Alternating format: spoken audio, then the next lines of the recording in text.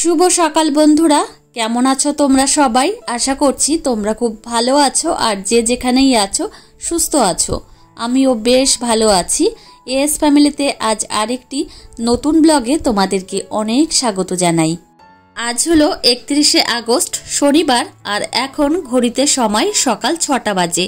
সকালে যে সমস্ত আশিবাসী কাজকর্ম থাকে প্রত্যেকটা পরিবারে, আমার পরিবারেও সকালে যে সমস্ত কাজকর্ম আছে তোমাদের সঙ্গে সমস্ত কিছুই শেয়ার করছি, যতটা আমি পারবো দেখাতে ততটাই। তো সকালবেলা ঘুম থেকে উঠেই আগে আমি উঠানটা ভালো করে ঝাড় দিয়ে নিয়েছি, তারপর এদিকে রান্নাঘরে এসেছি। রান্নাঘরে এসেই যে বাসি বাসনকোসনগুলো ছিল একদম বাইরের কলপাড়ে রেখে এসেছি। তো সকালে যে বাসি থালা বাসনগুলো হয় সেইগুলো আর ঘরের মধ্যে ধুই না, সেগুলো একদম বাইরে যে কলপাড় রয়েছে সেখান থেকেই ধুয়ে টুয়ে তারপর ঘরে নিয়ে আসি। তো এদিকে আগে প্রথম আমি রান্নাঘরটা পরিষ্কার করে নিচ্ছি, আর প্রথমে আগে আমি রান্নাঘরটাই পরিষ্কার করে নিই, তারপর বাসনকোসনগুলো ধুয়ে এনে পরিষ্কার রান্নাঘরে রেখে দিই। বাইরের কলপাট থেকে বাসনকোসনগুলো ধুয়ে এনে একবারে পরিষ্কার রান্নাঘরে রাখলাম। আর এদিকে গ্যাস উনানটাও মোছা হয়ে গেছে, শুধু স্ট্যান্ডগুলো বসানো হয়নি, এখন স্ট্যান্ডগুলো বসিয়ে দেব। তো আমার এদিকে রান্নাঘরে যে সমস্ত কাজকর্ম থাকে সেগুলো কিন্তু একদমই কমপ্লিট হয়ে গেল। আর যে কাজগুলো রয়েছে মানে বড় ঘরটা ঝাড় দিতে হবে, তারপর রান্নাবান্না করব। রান্নাঘর অনেকক্ষণ মুছেছি কিন্তু এখনও শুকায়নি, ফ্যান অন করে দিয়েছি, তো শুকিয়ে যাবে 15-16 মিনিটের মধ্যেই। আর রান্নাঘর একদমই ক্লিন হয়ে গেছে। আমার শ্বশুরমশাই আজকে সকাল করেই বাজার করে নিয়ে এসেছে। আজকে বাজারে তেমন কিছুই আনেনি, শুধু আজকে মাছের মাথা নিয়ে এসেছে আর পুঁইশাক আর কুমড়ো মানে পাকা কুমড়ো নিয়ে এসেছে। তো বাবা আজকে সকালবেলা বাজার করতে যাওয়ার সময় বলছিল দুপুরবেলায় আজকে মাছের মাথা দিয়ে ডাল খাবে, তো সেই জন্য শুধু মাছের মাথাই আনবে, মাছ আনবে না। তো সকালের দিকে এই যে কাজকর্ম করলাম, আর আমি নাইটিটা চেঞ্জ করে আবার আর একটা পরে এই যে এখন চলে আসলাম রান্না করতে। আমি মনে করি আমার খুব সৌভাগ্য, কেননা কি বলতো, প্রত্যেক দিন বাজারে ব্যাগটা আমিই দেখি যে কি কি সবজি আনলো বাবা আর কি মাছ আনলো। তো আমার কিন্তু খুব ভালো লাগে। প্রত্যেক দিন সকালবেলা তো আমিই রান্না করি আর রান্নাঘরে তো আমিই থাকি, ওই জন্য বাজারের ব্যাগটা দেখার সৌভাগ্য আমার হয়। জানো তো, রান্না করছিলাম এমন সময় কাকিমা ফোন করলো, ফোন করে বলল শ্যামলী একটু তাড়াতাড়ি এসে টাকা দিয়ে যাও, মানে 8:30টার দিকে।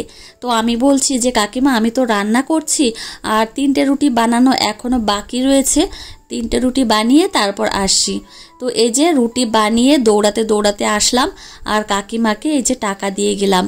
তো একটা অ্যামাউন্ট আমি প্রত্যেক মাসে এই কাকিমার কাছে জমা দিই। তো আমি আবার দৌড়াতে দৌড়াতে চলে এসেছি বাড়িতে। মাম্মামের খাবারটা তো রেডি করিনি, শুধু আমাদের খাবারটা রেডি করেছি। আর মাম্মাম তো ঘুমিয়ে রয়েছে, ওই জন্যই অসুবিধা হয় না।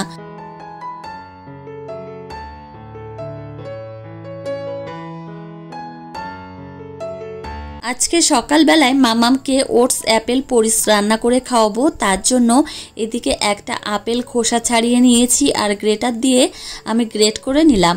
আর ওটস প্রায় অর্ধেকটা সেদ্ধ হয়ে গেছে, আর এদিকে অ্যাপেলটাও আমি গ্রেট করে নিয়েছি, এখন ওটসের মধ্যে দিয়ে দেব। ওটস এমন একটা খাবার আমার এত ভালো লাগে, বিশেষ করে আমার খুব ভালো লাগে, খুব টেস্টি লাগে। সেই সঙ্গে আমার মেয়েকেও কিন্তু খাওয়াই, আর আমার মেয়েও খুবই পছন্দ করে। ওর মুখে এই কয়েকদিন রুচি ছিল না, ওর জ্বর হয়েছিল, তখন কিন্তু প্রত্যেক দিন সকালে প্রায় আমি ওটস খাইয়েছি।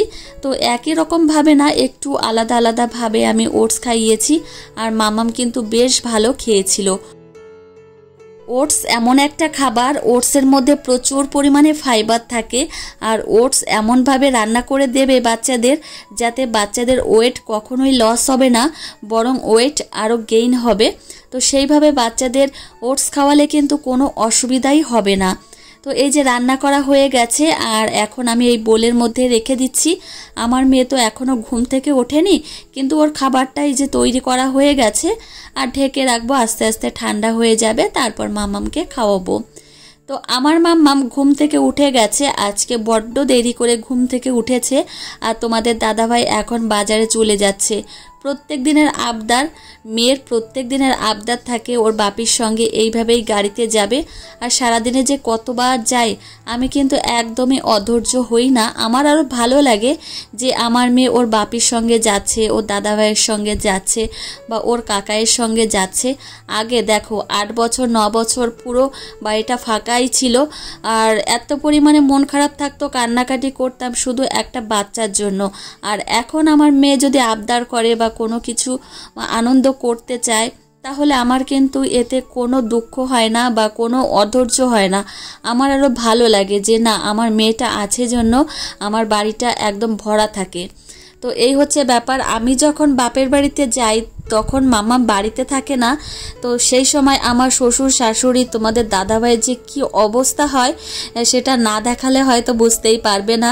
আমি যখন বাপের বাড়িতে যাই আমার শাশুড়ি মা এত বারবার ফোন করে যে দাদা তুমি বাড়িতে চলে আসো, তুমি বাড়িতে না থাকলে একদমই ভালো লাগে না, মনে হয় বাড়িতে কেউ নেই। আর বাড়িতে যদি বাচ্চা না থাকে আমার মনে হয় বাড়িতে মনে হয় প্রাণ থাকে না, এরকম একটা ব্যাপার হয়ে দাঁড়ায়। তো আমার ক্ষেত্রে তো এরকমই হয়েছিল। আমার মেয়ে কিন্তু আমার বিয়ের প্রায় 9 বছর পরে হয়েছিল, মানে মাম্মামের হওয়া দিয়ে বললাম প্রায় 9 বছর পরে হয়েছিল।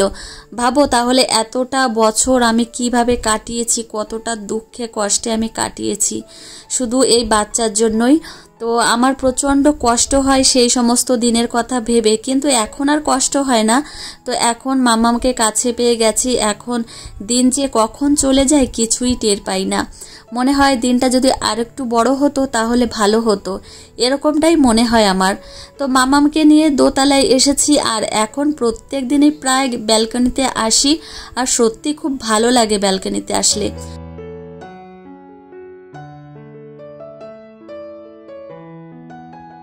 তোমরা যারা আমাকে জিজ্ঞাসা করো যে দিদি ভাই তোমার বাড়ি কোথায়, তো আমার বাড়ি হচ্ছে বনগাঁ মহকুমার গোপালনগর থানার অন্তর্গত নহাটা নামে একটা গ্রামে। তো ভালো করেই তোমাদের বুঝিয়ে দিলাম যে আমার বাড়ি কোথায়। তো মাম্মামকে নিয়ে এখন একটু মেঝেতে বসে রয়েছি, মাম্মামের সঙ্গে কথা বলছি আর মিষ্টি এনে দিয়েছি মাম্মামকে। আর তোমাদের একটা সত্যি কথা বলি আমার মাম্মামের ব্যাপারে, সেটা হচ্ছে আমার মাম্মামকে 5 বেলা আমি যেটা খাইয়ে দিই সেই অবধি আমার মাম্মাম সেই অবধিই খাবে, কিন্তু নিজে ধরে কোনো একটা জিনিস খাবে বা আমি হাতে ধরে দেব যে মাম্মাম এই জিনিসটা তুমি খাও, কিন্তু সে জিনিসটা মাম্মাম খেতেই চায় না। আমি যদি খাইয়ে দিই কোনো খাবার তাহলে কিন্তু মাম্মাম খাবে, যে কোনো খাবারই ওকে যদি খাইয়ে দিই খাবে, কিন্তু নিজে ধরে কোনো জিনিস খাবে না। তো এই হচ্ছে ব্যাপার, এই জন্য আমার একটু কষ্ট হয়। ঘরে অনেক জিনিস থাকে, অনেক খাবার থাকে যে মাম্মাম সে জিনিসগুলো ধরে খাবে কিন্তু খেতে চায় না। যাই হোক, ঘরগুলো ভালো করে ঝাড় দিয়ে নিয়েছি আর বারান্দাও ঝাড় দিয়ে নিচ্ছি। আর কি জানো তো, আমার মাম্মাম যদি কোনো একটা জিনিস নিয়ে জেদ করে বা কান্নাকাটি করে তাহলে ওর দাদাভাই মুড়ি দেয় খেতে আর ওর ঠাম্মি মুড়ি দেয় খেতে, সেগুলো খায় আবার ছড়ানো ছেটানো করে বেশি। এই 6-7 দিন হলো এত ভালো ওয়েদার যাচ্ছে, একদম ঝলমল করছে চারিপাশটা, আর আকাশটা যে এত ভালো লাগছে সে কথার বলার মতো নয়। আর আমার শাড়িগুলো একটু রোদ্রে দিতে হবে, আজকে দেব কালকে দেব এই করে করে হচ্ছেই না। তো শুধু রোদ্রে দিলেই যে হবে এমন তো কোনো কথা নেই, সেগুলো আবার ভাঁজ করতে হবে, অনেকটা সময় লাগবে, ওই জন্য হচ্ছে না। তো এদিকে মাম্মাম ও দাদাভাইয়ের সঙ্গে একটু খেলা করছে, পাশের বাড়ির ছেলেটা তো এসছে, ও তেমনভাবে আসে না। আর আমাদের এদিকে জানো তো কোনো বাড়ির বাচ্চা না কারোর বাড়ি আসতে চায় না, একদম শুরুর থেকেই এখানে কারোর বাড়ির কেউ যেতে চায় না, সবাই নিজের বাড়ি নিয়েই থাকে। হয়তো কোনো ভাগ্যক্রমে এসে গেছে। আর আমার মামামের সঙ্গে একটু খেলা করছিল, আর ঘরে 2টো রুটি ছিল আর এই ডগিটাকে দিলাম। তো এই ডগিটা আমাদের বাড়িতে থাকে, আর ডগি বাড়িতে থাকলে কোনো ক্ষতি হয় না, আমার মনে হয় আরও উপকারী হয়। কিন্তু বাড়িতে বিড়াল থাকে ওই জন্য আমার একটু অসুবিধা হয়, বিড়াল আমি তেমন একটা পছন্দ করি না।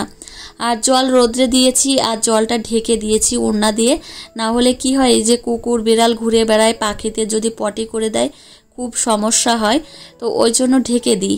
আর মাম্মাম এই যে দেখো স্নান করছে, মাম্মামকে আগে আমি স্নান করতে দিয়েছি যে তুমি আগে একটু স্নান করে নাও, তারপর আমি তোমাকে স্নান করিয়ে দেব। জল পেলে একদম মহা খুশি হয়ে যায়, আর বাচ্চারা জল পেলে এমনিতেই খুব আনন্দ পায়।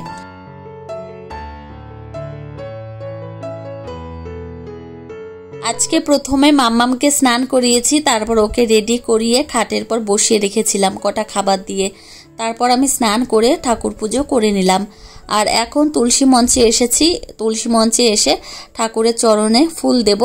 তারপর তোমাদের দাদাভাই আবার কিছু ফল নিয়ে এসেছে, সেইগুলো আবার গুছিয়ে জায়গা মতো জায়গায় রাখবো।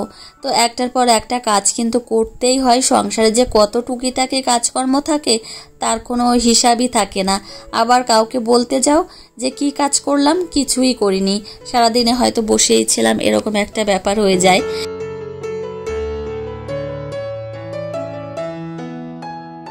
ঠাকুরের চরণে ফুল দেওয়া হয়ে গেছে আর এদিকে ফলগুলো নিয়ে এসেছি। আর ঝুড়িটা ধুয়ে রেখেছিলাম একটু আগেই, শুকিয়ে গেছে। রোদের ভালোই তেজ রয়েছে, ওই জন্য তাড়াতাড়ি করেই শুকিয়ে গেছে।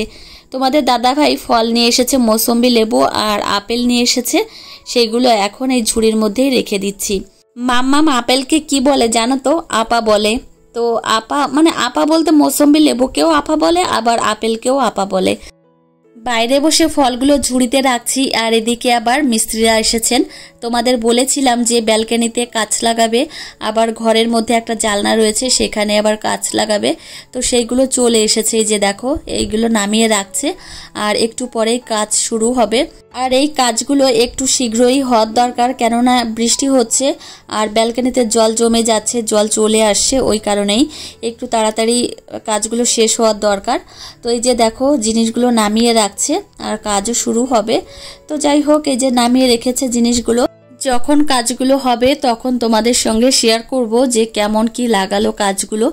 আর এদিকে বিকাল বেলায় আমি এখন চা বানাচ্ছি। মিস্ত্রিরাও কাজ করছেন ওনাদের জন্য আর ঘরে আমাদের জন্য চা করছি। আর মাম্মামকে দুপুরবেলায় আজকে নিরামিষ দিয়ে ভাত খাইয়েছিলাম। ওই যে বলেছিলাম যে দুপুরবেলা আজকে মুগের ডাল রান্না হবে মাছের মাথা দিয়ে, সেটাই হয়েছিল আর নিরামিষ রান্না হয়েছিল। তো সেটাই মাম্মামকে খাইয়েছি, নিরামিষ দিয়ে খাইয়েছি, তোমাদের সঙ্গে আজকে শেয়ার করিনি। মাম্মামকে সন্ধ্যার সময় কি খাওয়াবো সেটাই কল্পনা করছিলাম। আর এদিকে কাউ মিল্ক জাল দিয়ে নিচ্ছি। চা বানানো হয়ে গেছে, মিস্ত্রিদের চা দিয়ে এসেছি, মানে আমি দিয়ে আসিনি, তোমাদের দাদাভাই দিয়ে এসেছে। আর এদিকে আমাদের জন্য চা নিয়ে নিলাম। আর মাম্মামকে আজকে সন্ধ্যার সময় কর্নফ্লেক্স খাওয়াবো, তার জন্য কাউ মিল্ক জাল দিচ্ছি। চা তো তৈরি করা হয়ে গেছে, তোমাদের দাদাভাইকে দিয়ে আসি আর আমি একটু বসে খাবো, তারপর মাম্মামের জন্য খাবারটা রেডি করব। কাউ মিল্ক তো জাল দিচ্ছি আর এদিকে আমি কর্নফ্লেক্স নিয়ে নিয়েছি পরিমাণ মতো। মাম্মামকে সন্ধ্যার সময় আজকে এই খাবারটাই খাওয়াবো। আর কর্নফ্লেক্স শেষও হয়ে গেছে, তোমাদের দাদাভাইকে আনতে বলতে হবে। তো যাই হোক বন্ধুরা, চলো আজকে ব্লগটি এখানেই শেষ করছি। তোমাদের সঙ্গে দেখা হবে পরের ব্লগে, ততক্ষণে তোমরা সুস্থ থেকো। টাটা বন্ধুরা।